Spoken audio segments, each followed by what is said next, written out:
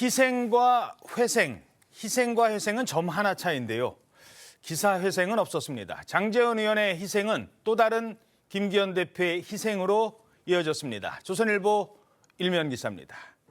김기현 대표 사퇴, 여당 위기는 나의 책임.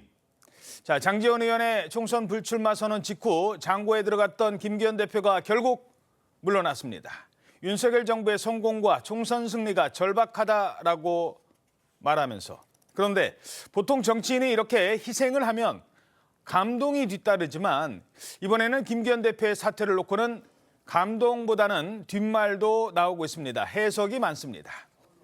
여당 대표가 흔한 기자회견도 없이 SNS에 당대표직 사퇴 입장을 밝힌 겁니다. 저렇게요. 정치적 생명이 달린 중대한 결정적 상황에서 윤 대통령과 대립각을 세우고 있는 이준석 전 대표를 만났다는 점도 눈에 띕니다. 물론 미리 약속이 돼 있다고 해명은 하고 있습니다. 당대표직을 내려놓긴 했지만 인유한 혁신위가 요구했던 불출마에 대해서는 아직 입장을 밝히지 않고 있습니다. 장제원 의원의 불출마 선언 이후 김기현 대표가 당대표직 카드를 던지기까지 무슨 일이 있었던 건지 지금부터 자세히 살펴보겠습니다. 자, 먼저 지금 최고위원회가, 국민의힘 최고위원회가 잠시 뒤에 열립니다. 인요한 혁신위가 그동안 요구를 했었는데 그걸 받아들이지 않으면서 결국 김기현 체제도 어떻게 될지 모른다라는 분석이 있었죠. 김기현 대표도 물러납니다. 오늘 최고위 잠시 뒤에 열리는데 먼저 회의장부터 잠깐 보시죠.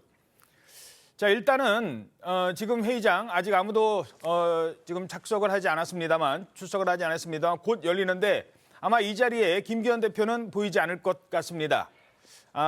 윤재욱 원내대표가 당분간 당대표 대행체제로 갈 것 같습니다. 회의 시작하면 어떤 얘기가 나오는지 바로 연결해서 알려드리죠. 자, 빈손으로 막을 내린 줄 알았던 인유한 혁신위가 뒤늦게 반전 드라마를 쓰는 건가요?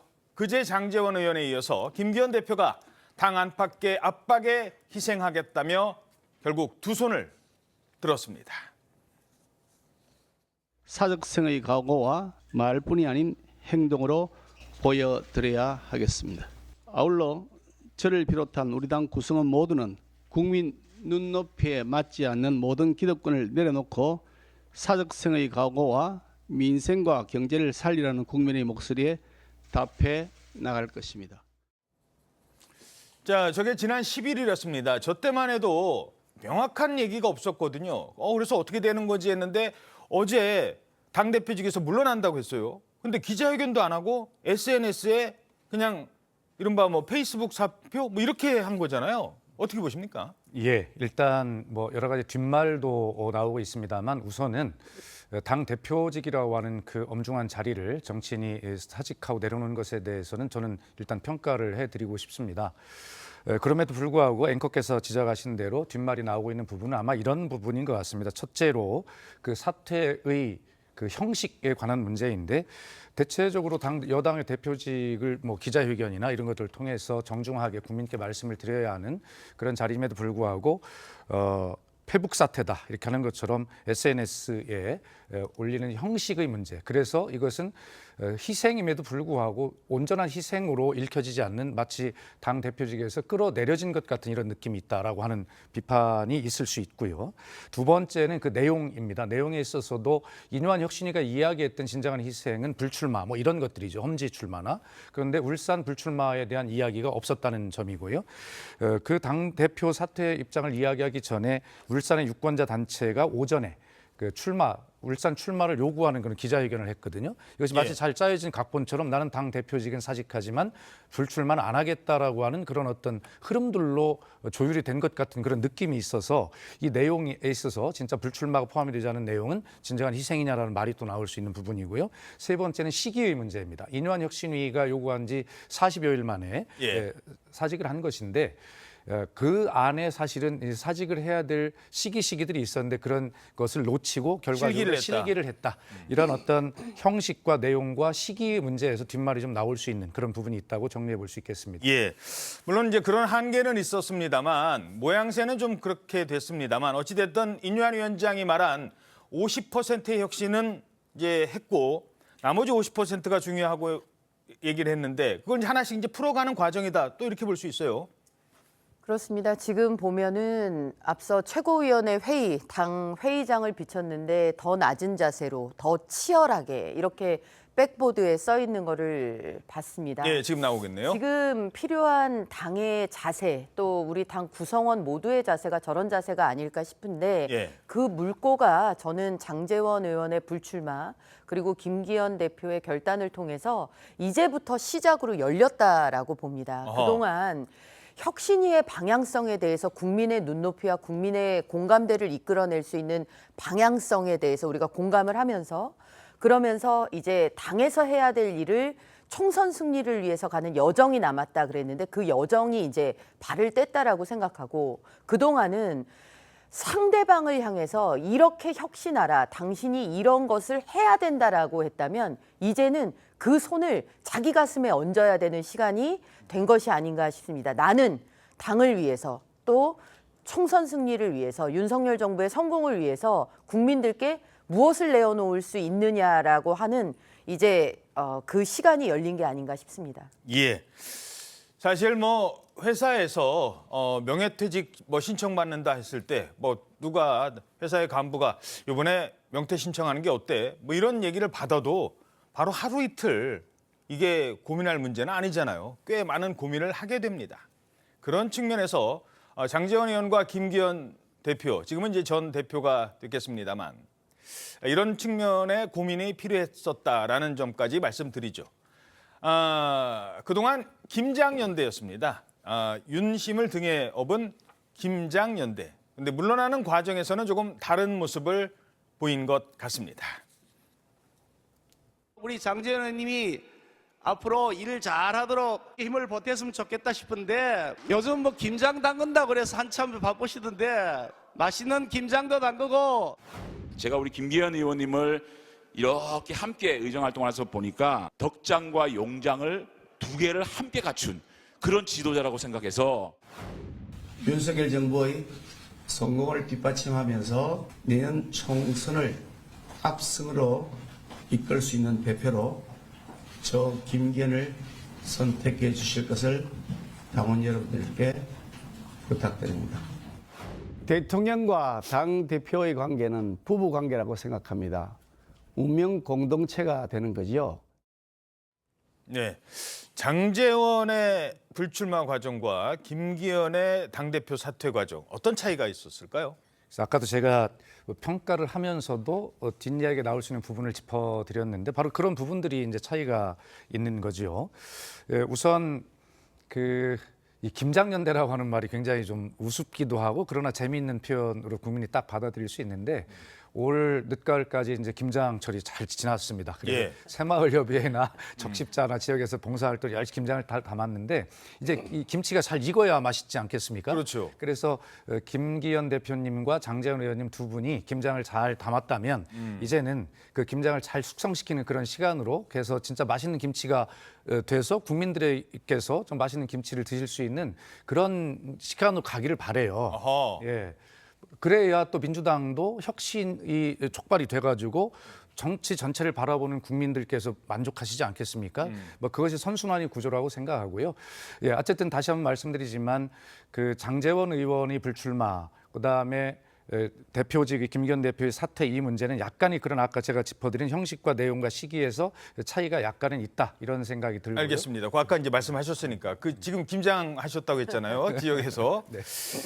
옆집도 김장했는데 이따가도 질문 드리겠습니다. 우리 집도 김장해야지. 민주당에서 그런 얘기 안 나올까요? 어떻게 보세요? 아니 당연히 나오죠. 우선 저부터도 왜 우리 집은 이럴까라고 해서 이것이 민주당의 혁신으로 또 민주당의 여러 가지 그 희생으로 이어져야 될 것이라고 생각하고 이래서 정당은 여의도에서 어떤 한쪽이 잘못하면 그것이 나한테 득이 되는 것이 아니에요. 한쪽이 잘못하면 다른 쪽도 같이 국민이 보시기에는 같이 떨어지는 것이거든요. 그래서 예. 국민의힘이 좀 이렇게 잘하는 행동을 통해서 민주당도 혁신을 좀 촉발해서 그렇게 서로 잘하는 경쟁을 좀 했으면 좋겠다는 생각이 들고요. 어쨌든 앞으로 김기현 대표 이 희생이라고 하는 것이 진심이 보태져서 국민께 좀 감동도 드리고 하는 그런 측면으로 이동이 됐으면 좋겠습니다. 알겠습니다. 자, 그렇다면 김기현 대표의 사퇴에 대해서 대통령실은 어떤 반응을 내놨을까요? 어떤 반응이 나오고 있습니까? 네, 지금 대통령실은 네덜란드 국빈 방문 일정 소화 중이라 공식 일정은 내놓지는 않았습니다만 예. 고위 관계자에 따르면요. 김 대표가 어려운 시기에 어려운 결정을 내린 것 같다. 하루빨리 여당이 안정되길 바란다면서 좀 긍정적인 입장을 내놓았습니다. 다만 이제 김 대표가 기자회견이 아닌 페이스북으로 사태를 밝힌 것에 대해선 통상적이지 않다라는 반응이 나오기도 했습니다. 어려운 결정이었던 만큼 직접 국민에게 설명을 하는 게 자연스러웠을 것이다 이렇게 설명을 한 건데요. 예. 또 김 대표가 사퇴를 발표하기 전에 이준석 전 대표를 만난 사실도 알려져 대통령실에선 이 만남 배경에도 좀 촉각을 곤두세우고 있는 것으로 알려졌습니다. 그렇죠. 이준석 전 대표 만난 건 잠시 뒤에 전해드리고 김기현 대표의 결단에 과연 윤심이 작용을 했을까? 자, 근데 오늘 한겨레 신문에서는 이런 논평이 나왔어요. 김기현 대표가 윤심을 거부했다. 이건 또 무슨 얘기예요? 그렇습니다. 사실 이게 사태 결과로 보면은 윤심이 작용한 게 아닌가라고 생각을 할 수가 있는데 오히려 윤심을 거부하고 지금 나온 결과가 이것이다라는 이제 그런 보도인데요. 아무래도 페이스북 사태라는 게 워낙에 갑작스럽다 보니까 막천막후에 대한 그 취재들이 지금 많이 지금 들어가는 상황입니다. 예. 그래서 이제 한겨레 신문 보도 얘기로는 11일에 그 대통령실에서 이제 그 김 전 대표한테 메시지가 들어갔었다는 거예요. 당시에 조금 요구를 한 것은 이게 지금하고는 반대입니다. 그러니까 대표직은 유지하되 총선은 불출마해달라. 왜냐하면은 총선 불출마라는 게 이제 이뇨한 혁신위의 그 지금 요구하고 지금 그 상통하는 그런 맥락이잖아요. 그렇죠. 그런데 이제 김 전 대표가 그걸 거부했다는 거죠. 어. 그러니까 굉장히 대통령이 조금 좀 화가 난 상태에서 왜냐하면 이 제안을 한 날이 이제 지금 네덜란드 국빈 방문 전날이었거든요. 예. 근데 이제 그 제안을 거부하니까 좀 화가 난 상태에서 출국을 했다는 거예요. 그렇게 지금 알려지고는 있어요. 확인 여부는 아직 안 되고 그렇습니다. 있습니다. 지금 전원으로 지금 나온 기사인데 예. 그리고 나니까 이제 장제원 의원이 다시 이제 김기현 전 대표한테 전화해서 불출마를 설득을 했다고 합니다. 그런데 이걸 또 거부했다는 거예요. 예. 그러니까 지금 나섰다는 거죠. 물론 이제 확인은 안 되고 지금 한겨레에서는 그런 분석까지 내놓고 있습니다. 자, 김기현 대표가 떠난 이 국민의힘 최고위 곧 시작되는 것 같습니다. 자, 윤재옥 지금 원내대표가 현장으로 가보시죠. 회의를 주재하고 있습니다. 대표 권한대행으로서 과연 더 낮은 자세로 가겠다고 했는데 어떤 얘기를 할지 앞부분만 잠시 들어보도록 하겠습니다. 어제 김기현 대표님께서 당대표직에서 사퇴하셨습니다. 어려운 시기에 당대표를 맡아 많은 수고를 해주신 데 대해 감사드리며 또한 선당 우사의 마음으로 용단을 내려주신 데 대해서도 존경의 마음을 전합니다. 이제 우리 국민의힘 구성은 모두 김기현 대표와 장제원 의원의 결단을 온전히 혁신의 그릇으로 옮겨 담아 총선 승리에 결연한 의지로 당을 정비하고 국민의 마음을 다시 얻는 데 당력을 집중하겠습니다. 우리 당은 대한민국을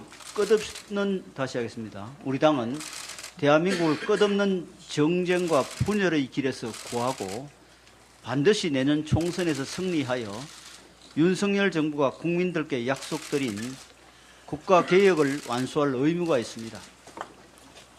지난 대선 때 우리는 절대 소수 야당의 한계를 극복하고 모두가 하나 되어 정권 교체의 기적을 만들어냈습니다.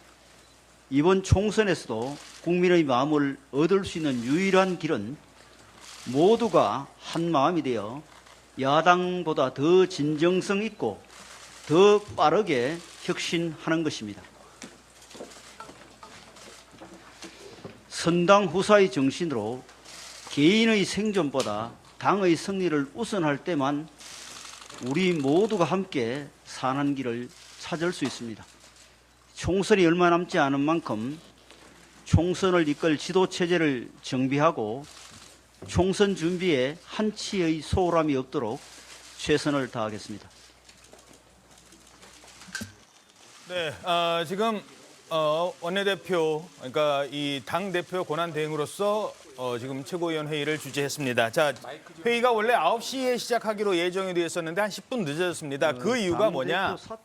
자, 그 이유는 앞에 또 다른 회의가 있었습니다. 중진 연석회의. 이 중진들이 먼저 모여서 자, 당을 앞으로 어떻게 이 운영을 할 건가에 대해서 논의를 했답니다. 거기서 나온 얘기가 당분간 조만간 이 비대위 체제로 갈 것이다. 이런 쪽으로 중지를 모았다고 합니다. 그래서 오늘 지금 최고위에서 그것도 이제 의결을 해야 되거든요. 아마 이 최고위 때 이 안건이 상정이 돼서 그렇게 넘어가지 않을까 현재 추측입니다. 전망이 나오고 있습니다. 중진회의를 취재를 해봤더니 중진회의 때 회의하신 분이 비대위로 갈 것 같아요. 그렇게 중진들이 뜻을 모았습니다. 라고까지는 얘기를 했습니다. 근데 중진회의에서 결정되는 건 아니고 이게 최고위의 의결 사항이니까 최고위에서 아마 이 얘기를 할 것 같고 그 결과가 잠시 뒤에 나올 것 같다고 합니다. 자, 그런데 김기현 대표의 페북 사태보다 더 의아하고 궁금한 게 있습니다. 두문불출하던 그 시각, 모두가 김기현 대표 찾고 있던 그 시각에 이 사람을 만났다는 겁니다. 조선일보 3면입니다.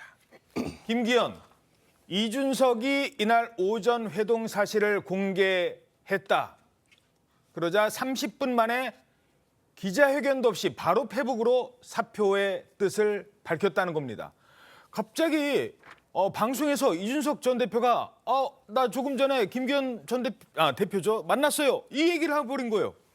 그러니까 뭐 기자회견 할 시간도 없이 페북에 올라왔다는 겁니다. 요 과정에 왜 6시간 전에 이준석 전 대표를 만나냐는 겁니다. 먼저 이준석 전 대표의 설명부터 한번 들어보시죠. 오늘 만난 게 11시고요. 네. 뭐 점심시간 전까지 이제 한 1시간 정도 대화를 했던 거고요. 모 중진 의원이 사실 가운데서 많이 꼭 한번 만나봐라 그래도 어떤 겨치 네. 선택하고 이렇게 하기 전에. 그래서 만나게 된 거고. 원래는 제가 제 거취에 대해 가지고 그냥 얘기하고 이렇게 하려고 만나는 거였는데 어쩌다 보니까 오늘 만나가지고 김기현 대표 거취 얘기를 되게 많이 했습니다. 김기현 대표가 억울하다 이런 의사를 피력하던가요? 김기현 대표는 솔직히 되게 그 명예를 중요하게 생각하는 분이라 가지고요. 지금 시점에서 본인이 굉장히 뭐가 이거 자리에 집착하는 사람처럼 비춰지는 이 상황 자체가 하루라도 지속되면 난 너무 화가 난다 이런 입장이셨던 것 같아요. 예. 자, 시점이 좀 공교롭습니다. 물론 미리 약속했던 거예요라고 해도 그 고민의 시점에 옛날에 만나기로 했으니까 이걸 만나고 그 또 당대표 사퇴하시려는 분이 이준석 전 대표를 만나서 탈당을 만류했다. 이 부분은 어떻게 해석하십니까? 그러니까 뭐 이준석 전 대표의 말씀을 들어보면 무슨 뭐 특별한 다른 어떤 뉘앙스는 없는 것 같은데 그래도 언론은 이런 궁금증을 갖죠. 지금 앵커께서 시작하신 대로.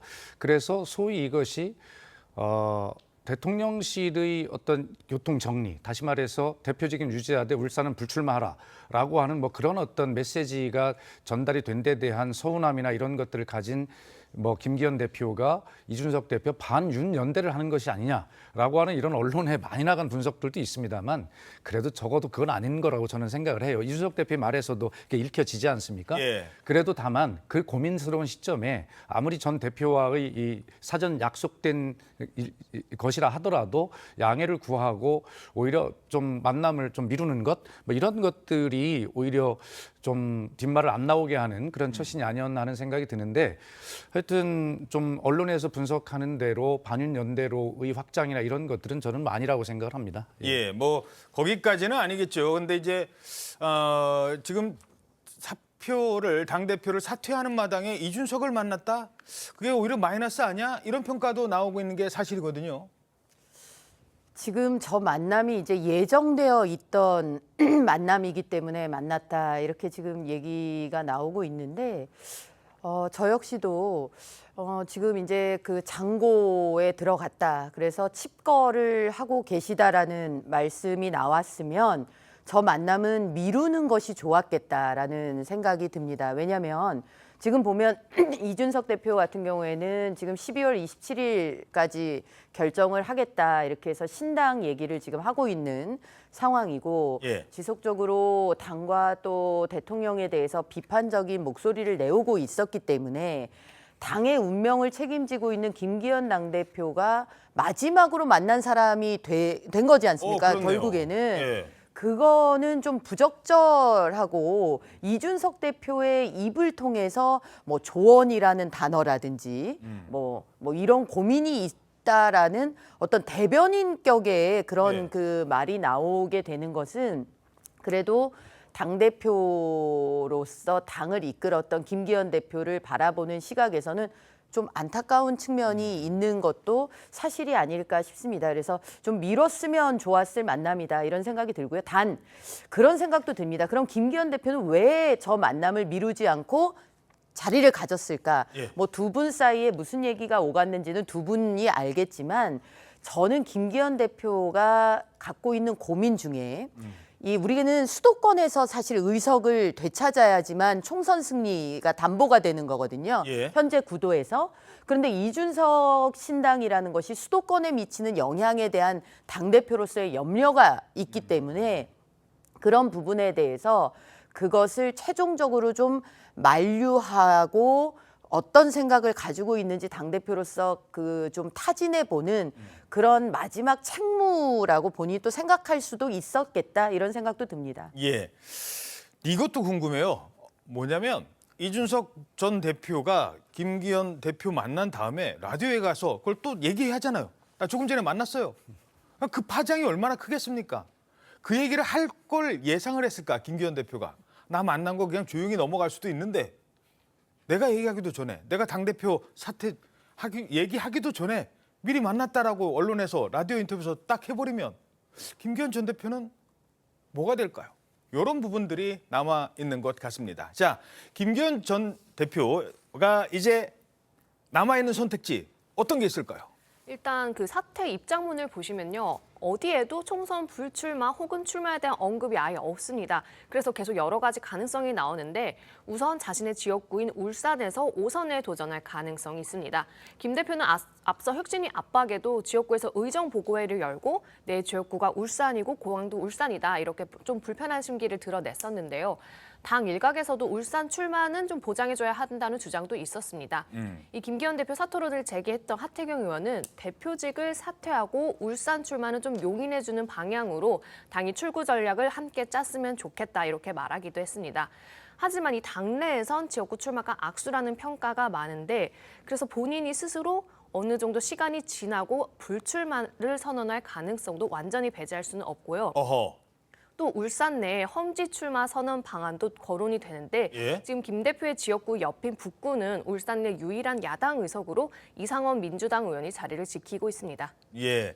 뭐 울산에서 옆에 지역으로 옮긴다. 이건 좀 모양새가 좀 그럴 수도 있고 결국 서울로 험지 출마하느냐, 그러니까 수도권으로 아니면 불출마하느냐, 요 선택지가 남아 있을 것 같은데. 그러니까 아까도 제가 말씀드렸습니다만 어제 오전에 울산의 유권자 단체가 김기현 대표의 울산 출마를 요구하는 기자회견을 열었단 말입니다. 예. 그것은 아마 뭐 정치인의 입장에서 보면 사전에 잘 조율된, 배치된 이런 느낌이 있어요. 그래서 예. 울산 출마에 대한 김기현 대표의 의지가 강하게 반영된 기자회견 아니냐 이렇게 또 이야기를 해볼 수 있거든요.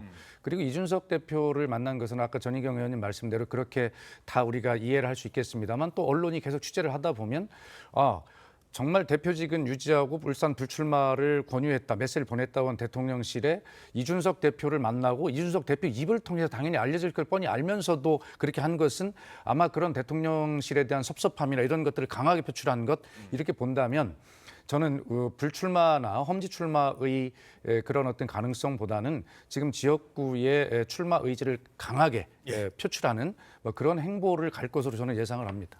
오늘 아직까지는요. 아직까지는 김기현 대표의 기자회견이 없어요. 근데 만약에 한다면 오늘 중에 공식적인 사퇴를 하겠죠. 근데 이미 최고위는 윤재욱 원내대표로 열렸습니다. 이제 와서 또 기자회견 한다는 것도 모양새가 어떨지는 모르겠습니다. 지금 김기현 대표가 여러 고민을 하고 있을 것 같습니다. 언제? 총선을 불과 4개월 앞두고. 결국 김기현 체제는 물러났습니다. 앞으로 어떻게 해야 될까요? 앞으로 이 국민의힘은 그 상황을 과거의 요 사례와 한번 비교해 보겠습니다. 지난 2011년입니다. 그때도 19대 총선 바로 몇 개월 전에 한나라당이었습니다. 당시는 한나라당. 그때와 여러모로 비슷하다는 평가가 나오고 있습니다. 위기 속에서 이런 비슷한 위기 속에서 뭐 홍준표 대표 막 사퇴하고 이런 위기 속에서 등장한 사람이 있었죠. 바로 선거의 여왕. 당의 변화된 모습을 보여드릴 수 있도록 또 다양한 분야에서 어떤 능력과 소신이 뚜렷하신 분들을 이렇게 모시려고 지금 노력하고 있는 중입니다. 또 앞으로 그 외연을 넓히고 또 국가 발전이나 국민의 행복을 위해서 뜻을 같이 하는 분들한테는 전부 문을 여는 그런 노력을 많이 기울이겠다는 뜻입니다. 네, 2011년 저도 저 기자회견 때 같이 있었던 생각이 납니다. 자, 당시 총선을 4개월 앞둔 시점이었어요. 홍준표 대표가 막 성격 사퇴를 했고 박근혜 비대위가 결국 만들어져서 결국 총선에서 과반의 승리를 거두잖아요. 그때 일 좀 정리를 해주시죠. 네, 그렇습니다. 그때 당시에 총선을 4개월 앞두고 사퇴한 게 이제 지금하고 많이 비슷하다 이제 그런 얘기가 나오는데요. 2011년 7월에 당시에 이제 한나라당 홍준표 대표 체제가 출범을 했었는데 그게 지금 그 해를 못 넘겼습니다. 왜냐하면은 지금하고 약간 비슷할 수 있는데 재보궐에서 참패를 했습니다. 당시 무상급식 이슈로 갑자기 촉발된. 그랬었죠. 오세훈 시장. 네, 그렇습니다. 그 서울시장 그 보궐선거에서 참패를 했었고 그때 당시 굉장히 좀 악재가 많았습니다. 선관위 기도스 공격 뭐 이런 이슈도 있었고. 답이 없었어요, 그때 당상. 네, 맞습니다. 거기다가 이제 친박 개파 투쟁까지 있어서 그때 이제 홍준표 대표가 더 이상 이 상태로는 안 된다. 그래서 본인이 사퇴를 냈고 이제 박근혜 비대위 체제로 갔고요. 그래서 이제 그 박근혜 비대위원장이 본인이 그때만 해도 사선까지 한 그 대구 달서를 포기를 하고 비례대표 11번으로 그렇게 나갔었습니다. 그리고 자, 이제 저 때만 해도 저 백드롭 뒤에 말씀 중에 죄송한데요. 파란색이었어요. 네, 맞습니다. 예, 그러다가 이제 박근혜 비대위 체제로 가면서 이제 빨간색을 쓰기 네. 시작을 했던 그 기억도 납니다. 그렇습니다. 그래서 이제 지금 말씀대로 당명도 새누리당으로 바꾸고 당의 색깔도 빨간색으로 바꾸고 그리고 나서 이제 이듬해 총선하고 대선에서 다 승리한 그런 전적이 있었습니다. 예. 자, 이런 걸 지금 국민의힘에서는 기대를 할 것 같은데 조금 더 설명을 해 주시죠. 지금 대대적으로 변하지 않으면은 국민의 사랑을 받지 못한다라는 위기감은 당내에 뭐 팽배해 있습니다. 그럼 뭐가 도대체 대대적으로 바꾸는 것이냐? 지금 2011년도 사례를 우리가 이제 복기를 해봤습니다만 당의 메인 컬러도 바꾸고 파랑에서 빨강으로 당명도 바꾸고. 근데 우리가 이거를 안 해본 게 아닙니다. 지난 21대 총선에서요. 물론 준연동형 비례제로 선거제도가 바뀌어서 그런 측면도 있지만 미래통합당으로 그렇죠. 당명도 바꾸고 황교안 체제로. 그렇죠. 당 색깔도 핑크색으로 또 바꾸고 그 핑크와 뭐 하늘색이 같이 혼재된 걸로도 바꾸고 그래서 국민들은 이제는 뭐 당명 바꾸고 당의 색깔 바꾸고 이런 거에는 저 당 변했다. 새로운 당이다 이렇게 감동하시지 않는다는 겁니다. 예. 그래서 그럼 뭐가 달라져야 되느냐? 결국에는 사람이 달라져야죠. 근데 그렇죠. 어떤 사람으로 달라져야 되느냐? 총선이라는 거는 253개, 지금 이제 지역구가 253개인데 253개 각각의 지역들이 다 저마다의 현안들이 있어요. 예. 그러니까 국가를 생각하는 그 거대한 그 정당의 담론. 그러니까 민주당과 이 우리 당은 뭐가 다르냐? 큰 차원에서의 차별성 하에서 그 다음은 253개 지역의 현안을 누가 잘 해결해 줄 적임자냐? 그렇죠. 이 사람 승부다 결국에. 이렇게 결국은 볼수 있는 사람이다. 거죠. 예.